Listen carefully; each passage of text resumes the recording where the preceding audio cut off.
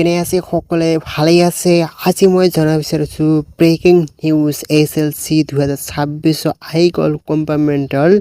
exam routine তো বন্ধুসকল দেৰি নকৰি প্ৰিপাৰেশ্যন হওক ৰুটিন কোন চাওক মানে কিমান তাৰিখৰ এক্সাম হ'ব তোমালোকৰ কম্পাৰ্টমেণ্টেল এক্সাম ঠিক আছে আৰু এই কম্পাৰ্টমেণ্টেল এক্সাম পাছ কৰিলে মানে এছএলসি 2026 যি এক্সাম দিছিলে যে তোমালোকৰ যি মানে 6টা সাবজেক্ট এক্সাম দিছিলে তেনেকৈ মানে মাৰ্কশিটখন আহি যাব কম্পাৰ্টমেণ্টত ভালকৈ এক্সাম দিলে বা প্ৰিপাৰেশ্যন কৰিলে ঠিক আছে আৰু ৰুটিনটো মই দেখাই দিম লাষ্টত তো সোনকালে প্ৰিপাৰেশ্যন হওক আৰু ভালকৈ এক্সাম দিয়ক মানে 2027তে মানে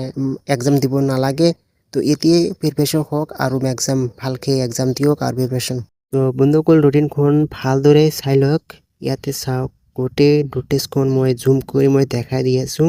প্ৰথমত মই দেখাই দি আছোঁ ডেটখন মানে কেতিয়া আহিছে নোটিছখন হা ইয়াতে চাওক মানে ডেট গুৱাহাটী 5 মে 2026 ঠিক আছে তো মই ৰুটিনটো মই ভালকৈ দেখাই দি আছোঁ ডেট এণ্ড ডে